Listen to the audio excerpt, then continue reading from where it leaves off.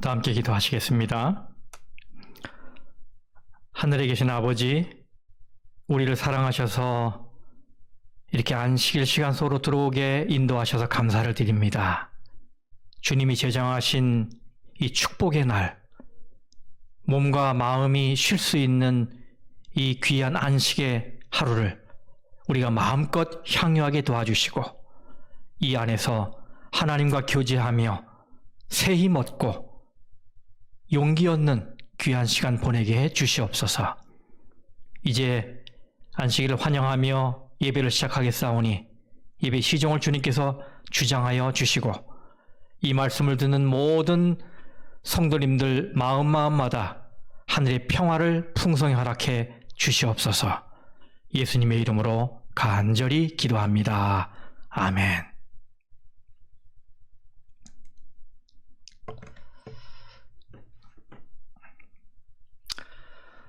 안녕하십니까, 성도 여러분. 네, 얼마나 안식일 기다리셨습니까? 기쁘시죠?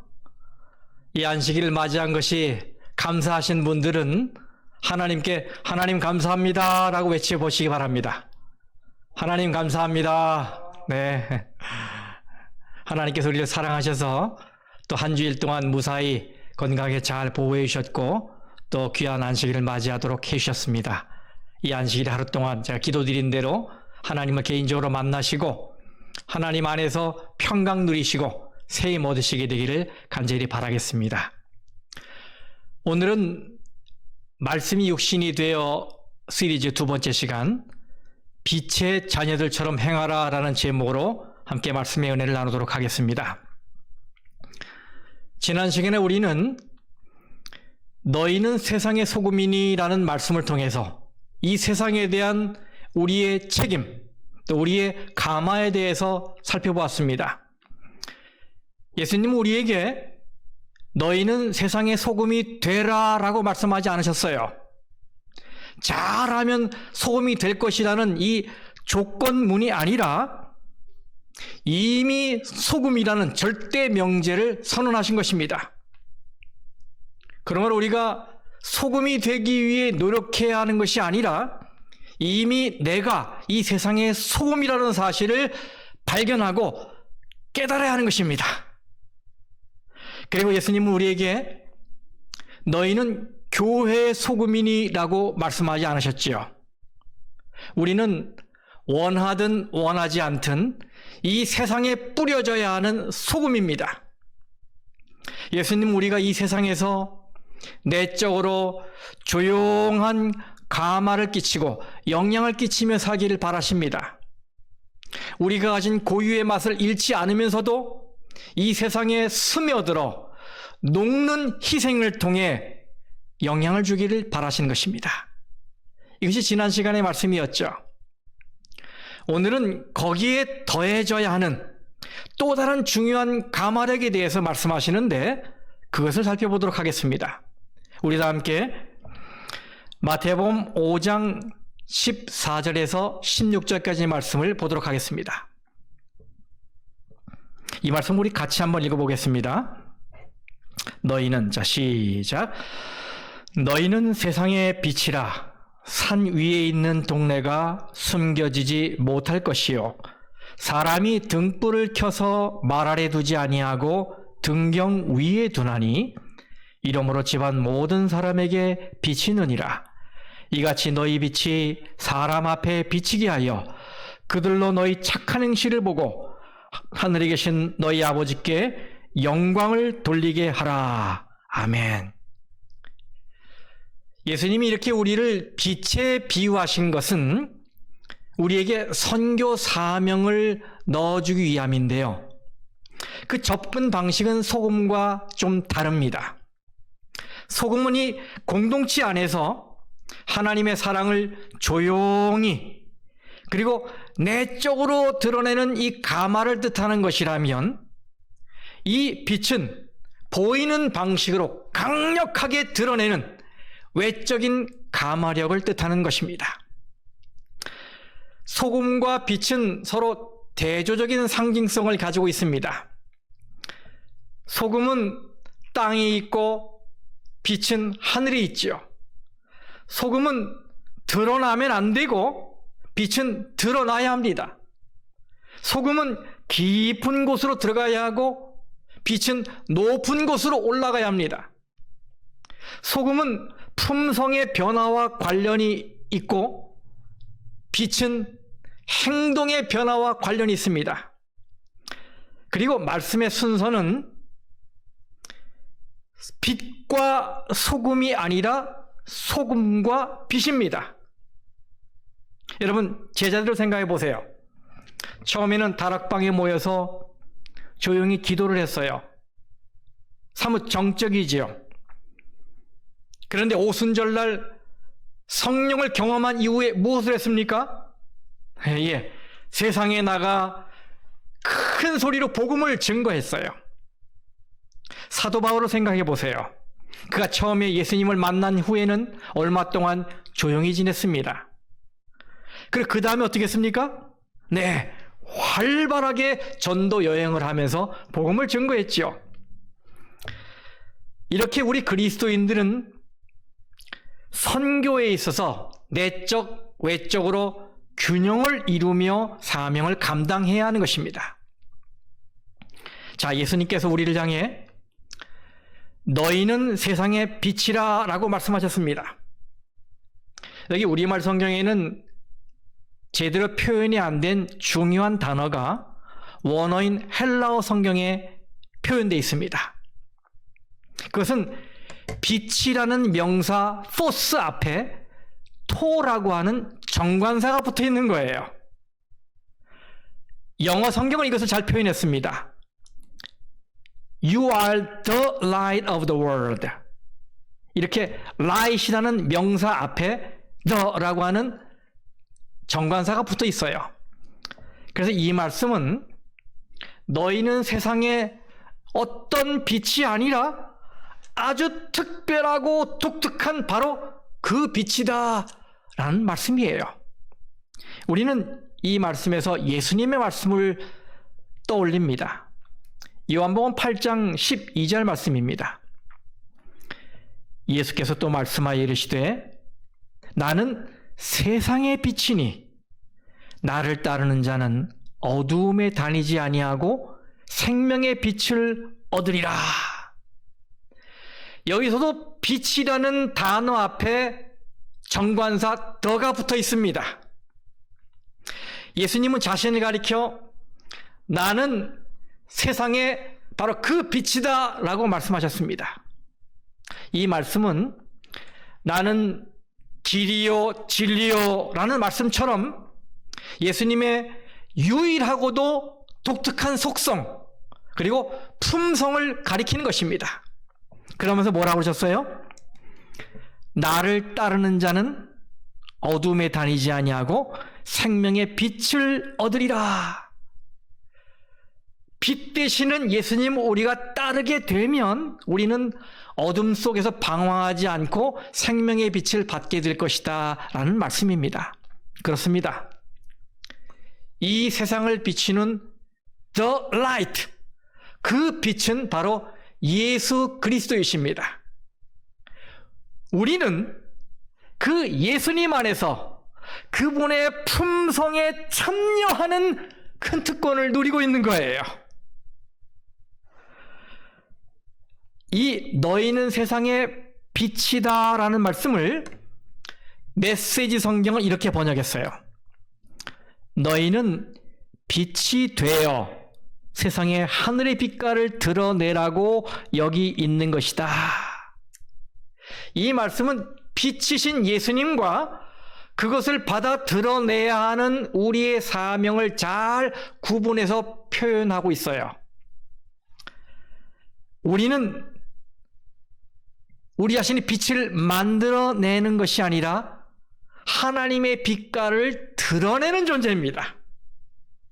이런 의미에서 세상에 빛이 되어야 하는 우리는 태양과 같은 발광체적인 빛이 아니라 달과 같은 반사체적인 빛인 것입니다. 다시 말하면 우리는 우리 자신이 빛을 만들어내는 것이 아니라 우리 안에 거하시는 바로 그 빛 되시는 예수 그리스도를 반사하는 역할을 하는 거예요. 그런데도 빛을 반사한 결과로 오는 영광을 자기가 차지하려는 사람들이 많습니다. 빛을 조금 냈다고 자신이 마치 그 빛 자체인 양 자신을 높이는 거예요. 여러분 생각해 보십시오. 등잔불이 아무리 밝아도 전기불만 하겠습니까? 백열등이 아무리 밝아도 수은등이나 할로겐 램프만 하겠습니까? 그런데 이 아무리 많은 등이라도 밝은 대낮에 햇빛 아래에서 폼을 잡을 수 있겠습니까? 예, 아마 켰는지 안 켰는지 표시도 안 날 거예요. 태양이 비치면 모든 등불이 무색해지는 것입니다. 그러므로 우리는 하나님 앞에서 겸손해져야 합니다. 그리고 부질없이 영광을 가로채지 말고 모든 영광을 하나님께 돌려야 합니다. 이것은 16절의 말씀과 일맥상통하는 것입니다. 16절에 뭐라고 하셨어요? 이같이 너희 빛이 사람 앞에 비치게 하여 그들로 너희 착한 행실을 보고 하늘에 계신 너희 아버지께 영광을 돌리게 하라. 왜요? 우리는 그저 반사체일 뿐이니까. 그리고 그것도 빛의 근원이신 분과 연결될 때만 말입니다. 그러므로 우리는 반사체로서 빛을 잘 반사하기 위해 이렇게 해야 돼요. 첫 번째로 반사경의 위치를 잘 맞춰야 합니다. 빛을 제대로 반사하려면 빛이 어디에서 오는지 알고 그 방향으로 잘 맞춰야 합니다. 그렇지요? 이 말씀은 빛이신 예수 그리스도께 우리의 삶의 방향이 맞춰져야 한다, 이 말씀인 것입니다. 그리고 반사된 빛이 제대로 향하는 것도 중요하지요. 그 반사된 빛이 어디로 향해야 되겠습니까? 우리 자신에게요? 아니요. 이웃에게요. 이웃. 예. 그것이 세상의 빛으로 우리를 부르신 하나님의 섭리를 이루는 길이니까요. 두 번째는 빛을 잘 반사하기 위해 이 반사경은요, 찌그러지거나 오염되지 말아야 합니다. 여러분, 아무리 방향을 잘 잡았다 하더라도 반사경 자체가 찌그러져 있거나 때가 껴 있으면 제대로 반사할 수가 없어요. 그래서 우리는 늘 말씀과 기도로 내 삶을 정렬하고 추스리고 바로 세워야 합니다. 그리고 내 마음속에 있는 이 죄로 오염된 것을 회개하는 마음으로 하나님께 고백해야 돼요. 그리고 마음의 청결을 유지해야 합니다. 성도 여러분, 부디 여러분의 삶의 방향이 예수님께 맞춰지고 마음이 바로 놓이도록 말씀과 기도의 삶, 그리고 회개의 삶을 살게 되기를 간절히 바라겠습니다. 이 말씀을 좀 따라해 주십시오. 나는 세상의 빛이다. 한 번 더요. 나는 세상의 빛이다. 예. 우리가 세상의 빛이라는 이 말씀 속에는 세상의 상태가 암시되어 있습니다. 세상이 어떤 상태라고요? 네. 어둠 속에 잠겨 있다고요. 사람들은 빛보다는 어둠을 더 좋아하고 더 익숙해 합니다. 그것이 본성이고 그것이 성향이에요. 요한복음 3장 19절 말씀입니다. 그 정죄는 이것이니 곧 빛이 세상에 왔으되 사람들이 자기 행위가 악함으로 빛보다 어두움을 더 사랑한 것이니라.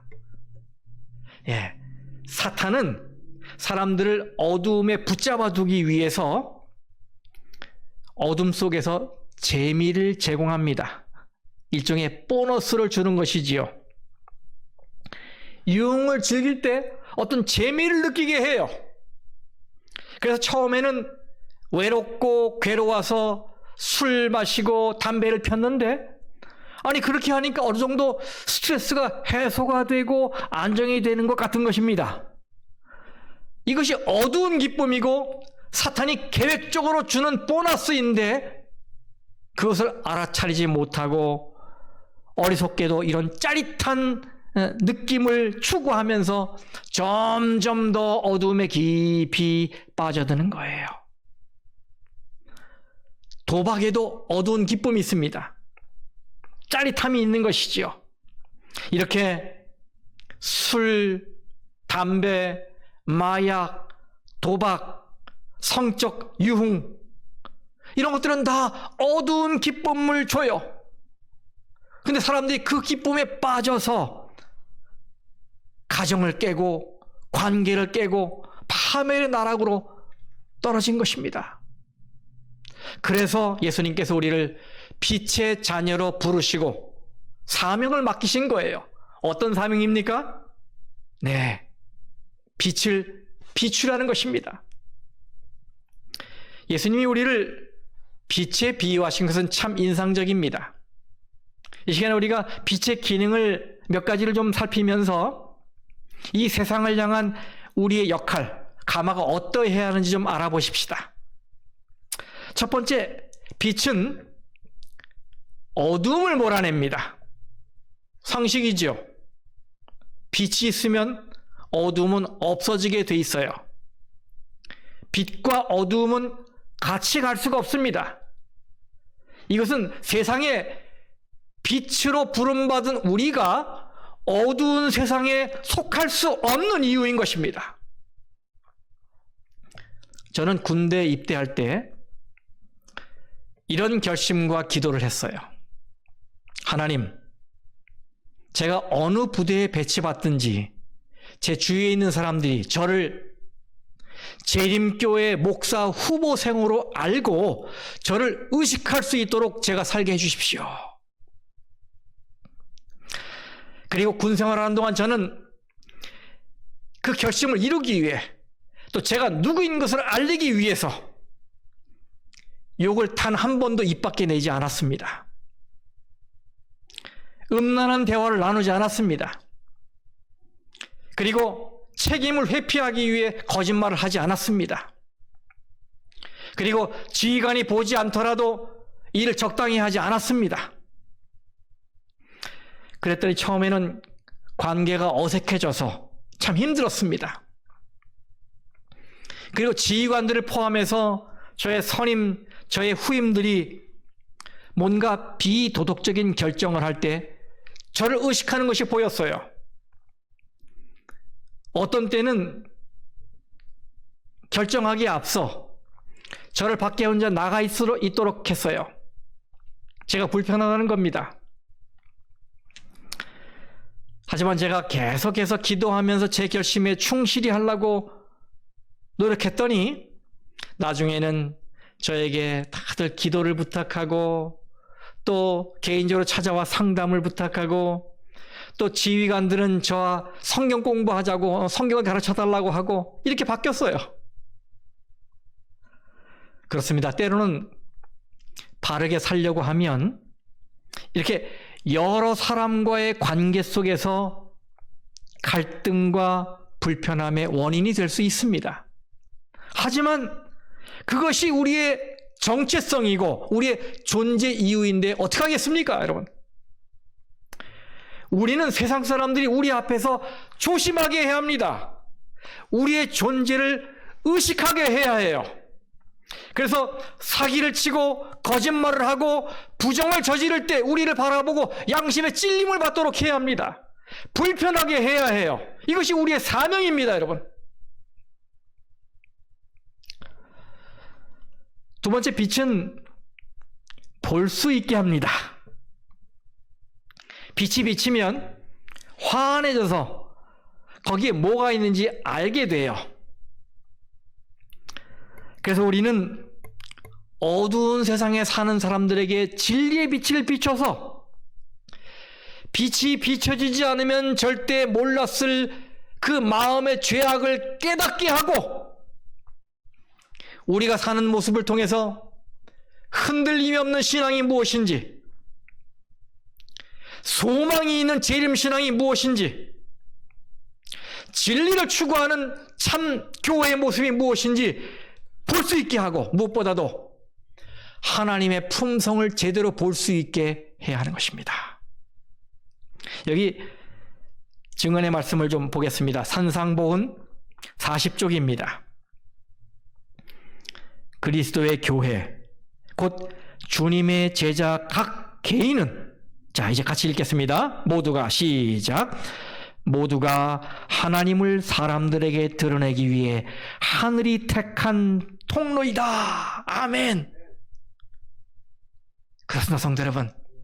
그러므로 가정에서는 가족들에게, 직장에서는 동료들에게, 그리고 삶의 현장에서는 이웃들에게 하나님을 믿는 신앙을, 그리고 하나님을 제대로 드러낼 수 있게 되기를 간절히 바라겠습니다. 세 번째는 빛은 따뜻함을 준다, 이것입니다.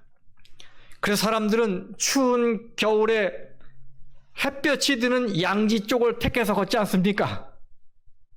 이것은 이 차갑고 냉랭한 세상에서 신앙의 따뜻함을 전하며 살아야 한다라는 말씀인 거예요. 그러면 여러분, 어떻게 하는 것이 온기를 전하는 삶일까요? 따뜻함을 나눠주는 삶일까요? 형제가 실수하고 또 잘못을 저질렀을 때 그를 정죄하거나 비난하지 않고 품어주는 것입니다. 형제가 시리에 빠져 낙심했을 때에 그의 어깨를 토닥여주고 격려하는 것입니다. 형제가 병들어 고통 중에 있을 때 그를 위해 중보기도를 해주는 것입니다. 형제가 생활고에 짓눌려서 고민하고 있을 때에 그에게 실제적인 필요를 채워주는 것입니다. 이런 것들이 다 하나님의 따뜻한 품성을 나눠주는 것들이죠. 그래서 그들의 마음이 밝아지고 생각이 밝아지고 용기를 갖게 되고 또 살아갈 힘을 얻게 해주는 것, 이것이 바로 세상의 빛으로서 온기를 전하는 삶이 아니겠습니까? 성도 여러분, 이렇게 따뜻한 성도로서 빛 역할을 다하시게 되기를 간절히 바라겠습니다. 다시 성경으로 돌아가 보겠습니다. 14절 말씀에 너희는 세상의 빛이라. 그런데 어디에 있는 동네가? 산 위에 있는 동네가 숨겨지지 못할 것이라고 말했어요. 산골짜기에 동네가 있다면 잘 보이지 않겠지만 산 위에 있는 동네니 얼마나 잘 보이겠습니까? 이렇게 우리는 세상 앞에 드러나야 하는 하나님의 홍보물 들인 것입니다. 그래서 우리는 내가 누구인지, 내가 무엇을 믿고 있는지, 내가 지금 어느 방향으로 살아가고 있는지 사람들에게 알려야 해요. 빛은 가려지면 안 됩니다. 지금으로부터 10년 전, 2010년은 바로 저와 여러분이 속해 있는 이 제7안식일 예수재림교회의 교단명이 채택된 지 150년이 되던 해였어요. 그때 세계 대총회장으로 선출된 테드 윌슨 목사님이 대총회장 선출 후에 첫 번째 가진 대총회 연례회의에서 아주 의미심장한 설교를 했습니다. 그때 그의 설교 제목은 Remember your name입니다. 당신의 이름을 기억하십시오. 바로 이거였어요. 이렇게 설교했습니다. 여러분이 글이나 말로 대중과 소통할 때 자신을 그냥 애드벤티스트, 재림교인이라고 말하든지 SDA라는 약자 뒤에 자신을 감추지 마십시오. 여러분이 I am a Seventh-day Adventist. 나는 제7 안식일 예수 재림교입니다 라고 말할 때마다 여러분은 뭘 하고 있는 거라고요? 설교를 하고 있는 것입니다. 결코 여기 never 이렇게 표현했어요. 우리의 이름을 부끄럽게 여기지 마십시오. 하늘이 내려준 이 강력한 이름 Seventh-day Adventist 제7안식일 예수재림교회는 두 개의 단어로 된 희망의 설교입니다. 그것은 우리의 믿음의 주요 또 온전케 하시는 하나님을 가리키고 있습니다. 그것은 그리스도를 그분의 모든 아름다운 가운데서 높이고 처음부터 끝까지 대쟁투의 주제를 theme을 선포하는 것입니다. 얼마나 의미심장한 말씀입니까? 그렇습니다. 구제할 때는 오른손이 하는 것을 왼손이 모르게 해야 되겠지만은 우리의 신앙은 만천하에 공개하며 하여야 합니다. 성도 여러분, 부디 어느 자리에서나 떳떳하게 그리고 자랑스럽게 저는 제7일 안식일 예수 재림교입니다 라고 말할 수 있게 되기를 간절히 바랍니다. 그렇게 여러분의 신앙이 산 위에 있는 동네가 되길 바랍니다. 15절에 말씀하셨어요. 사람이 등불을 켜서 말 아래 두지 아니하고, 여러분 이 말이라고 하는 것은 곡식을 담는 볼, 용기를 말하지요. 그런데 불을 켜서 용기로 덮는 사람이 있습니까? 지금은 기억이 좀 희미해졌지만 옛날에는 한국에 등화관제라는 게 있었어요. 영어로 블랙아웃이라고 하죠. 여러분 다 경험하셨을 거예요. 저도 경험했어요. 밤 12시부터 새벽 4시까지 집 안에 불빛이 집 밖으로 새어나오면 안 되는 것입니다. 그래서 책을 좀 보려면 온 창문들을 다 이 담요로 가려야 했어요. 어릴 적에는 이 저녁마다 창문을 담요로 가리는 건 참 재미있는 놀이였어요.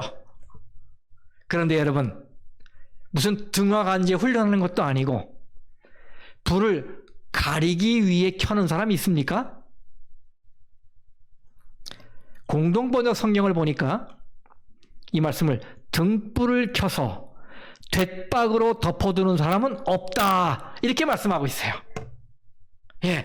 이 돛박으로 불빛을 가리면 당연히 빛을 내지 못하지요. 저는 여기 교훈이 있다고 생각이 돼요. 그래서 이렇게 생각해 봤어요. 이 돛박은 곡식을 담는 용기 아니겠습니까? 그래서 이것을 먹고 사는 경제 문제로 보고, 이 경제 문제를 상징하는 걸 보고 등불을 말 아래 둔다는 말은 사명이 먹고 사는 문제에 눌려서 가려져 있다라고 볼 수 있는 거예요. 그렇지 않습니까? 이 세상에 대해서 염려를 계속 하다 보면 빛을 발할 수가 없지요. 그러면 어떻게 됩니까? 우리는 이 염려를 하나님께 맡겨야 할 것입니다. 그래야 빛이 드러날 수 있기 때문이지요.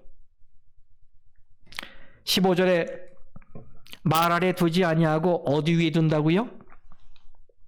등경 위에 둔다고 말하고 있어요. 등경은 여러분 아시는 대로 등을 받쳐주는 높은 스탠드, 받침대를 말하고 있어요. 그래서 이 등경 위는 빛의 효과가 가장 크게 일어나는 자리입니다. 마찬가지로 성도가 빛을 발하려면 높은 자리에 있어야 합니다. 사회적인 신분을 말씀드리는 게 아니에요. 도덕적인, 윤리적인 위치를 말하는 것입니다. 청렴하고 순결하게 살아야 그 사람이 말할 때 사람들이 알아들어야 빛을 제대로 발산할 수 있는 것이지요. 그 다음에 이러므로 집안 모든 사람에게 빛이 누니라 라고 말씀하고 있어요. 여러분, 이 빛이 산 위에서 집 안으로 이동했습니다. 바로 집 안에서의 우리 역할을 말씀하고 있는 것이지요. 여러분 아시죠? 집 밖에서 빛으로 사는 것보다 집 안에서 빛으로 사는 게 얼마나 어렵습니까? 너무나 서로 잘 알기 때문에. 하지만 그럼에도 불구하고 우리는 집 안에서 빛으로 살아야 합니다.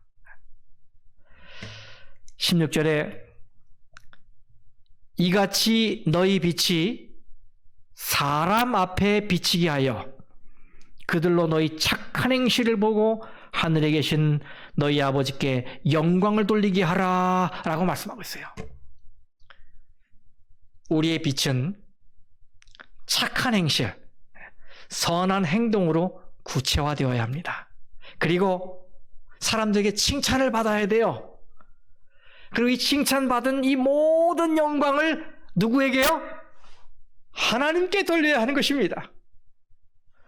우리는 재림 성도로서 가정에서 효자, 효녀가 되어야 합니다. 우리는 직장에서 그리고 사업장에서 신실하고 충성스럽고 약속 잘 지키며 일하는 사람이 되어야 해요. 우리는 학교에서 정직한 학생이 되어야 합니다. 우리는 이웃에게 너그러운 이웃이 되어야 합니다. 그래서 사람들에게 칭찬을 들어야 합니다. 그리고 중요한 것은 그 빛이 하나님에게서 나온 것이듯 그 빛으로 말미암은 결과도 하나님께 돌려져야 하는 것입니다. 이제 말씀 마치면서 한 예화를 좀 말씀드리겠습니다. 2017년에 146년의 역사를 접고 영원히 막을 내린 이 미국의 서커스단 링글링 브라더스 앤 바너맨 베일리, 이 서커스단의 일화입니다. 이 서커스단이 뉴욕에서 공연을 할 때 한 조련사가 호랑이를 이렇게 데려다 놓고 제주를 부리고 있었어요. 그런데 갑자기 이 장안에 불이 나갔습니다. 정전이 됐어요. 물론 1분이라는 짧은 시간 동안이었고 또 철장이 쳐져 있었기 때문에 관중에게는 위험이 없었지만 이 관중들은 그럼에도 불구하고 어둠 속에 홀로 놓인 이 조련사가 호랑이들의 공격을 받으면 어떻게 할까라는 이 걱정을 하게 되었어요.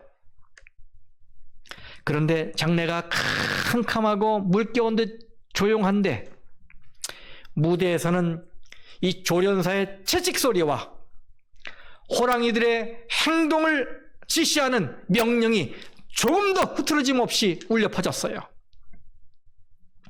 그리고 불이 들어오자 관중들은 이 조련사가 암흑 속에서도 호랑이를 제압한 것을 놀랍게 여기면서 다 일어나서 찬사를 보냈어요. 공연 후에 기자회견이 열렸을 때 조련사가 이렇게 말했습니다. 어둠 속에서도 호랑이들은 나를 잘 봅니다. 그래서 내가 호랑이를 못 보고 있다는 것을 눈치채게 해서는 안 되었습니다. 바로 어둠 속에서도 빛에 있는 것처럼 행동했기 때문에 조련할 수 있었다, 이 말이었던 것입니다. 성경 말씀 에베소서 5장 8절 말씀입니다. 이 말씀 우리 다 합심해서 읽어보겠습니다. 에베소서 5장 8절 다 함께요. 시작. 너희가 전에는 어두움이더니 이제는 주 안에서 빛이라. 빛의 자녀들처럼 행하라. 그렇습니다, 성도 여러분. 우리는 지금 죄악으로 어두워진 세상에 살고 있습니다. 그래서 예수님께서 우리에게 사명을 주신 거예요. 무슨 사명이요? 빛의 직분을 하는 사명. 빛이 되는 사명. 어떻게 살아야겠습니까? 그러므로 빛의 자녀처럼 살아야 할 것입니다. 어둠을 밝히는 데는 아주 적은 양의 빛으로도 가능해요. 여러분 이번에 이 바이러스 전염병이 어떻게 퍼졌는지 아시죠? 아주 작은 데서부터 점점 커져서 전 세계를 뒤덮었어요. 그러나 성도 여러분, 나 하나는 결코 작지 않습니다. 나 하나는 결코 약하지 않습니다. 왜냐하면 내게 능력 주시는 자 안에서 내가 모든 것을 할 수 있기 때문입니다.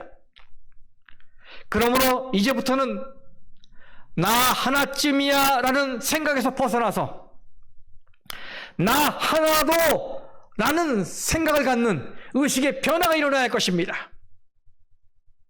나 하나라도 예수님의 말씀에 따라 이 세상에서 빛의 자녀로 살아간다면 우리 하나님께서 영광을 받으시게 될 것입니다.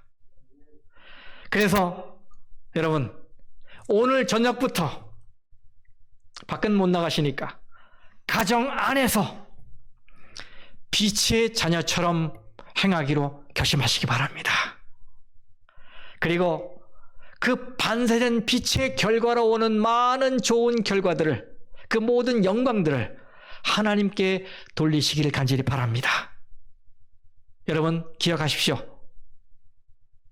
빛의 자녀처럼 행해야 합니다. 이제 우리 다 같이 찬미 269장 빛을 가진 선구자를 찬양하시겠습니다.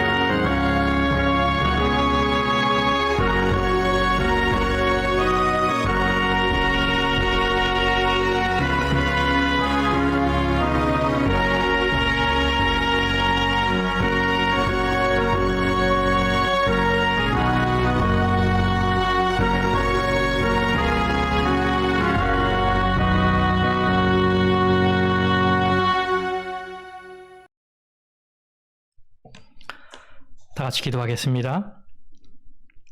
하늘에 계신 아버지 하나님, 저희들이 많이 부족한 사람들인데 빛 되신 예수님의 거룩한 속성에, 품성에 참여하는 특권을 허락해 주셔서 감사합니다. 아버지, 이제부터 우리가 이 빛의 소중함을 알고 이 진리의 빛을 이웃과 나누며 살게 해 주시옵소서. 주님이 주신 빛으로 죄의 어둠을 물리치고 진리를 드러내고 하나님의 품성을 드러내고 이 냉랭한 세상에 따뜻한 온기를 전해서 하나님께 영광을 돌리는 삶을 살게 해 주시옵소서.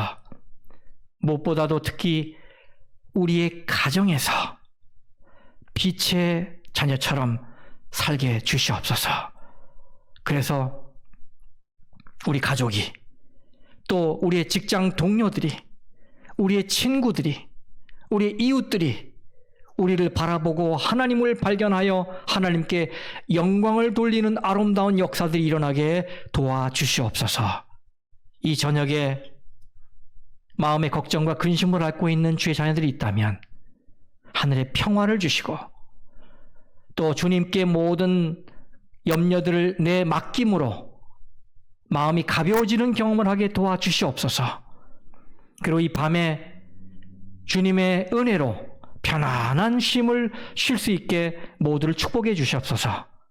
내일 건강한 몸으로 이 방송으로 다시 예배 시간에 만날 수 있도록 우리를 지켜주시기를 우리 구주 예수님의 이름으로 간절히 기도합니다. 아멘.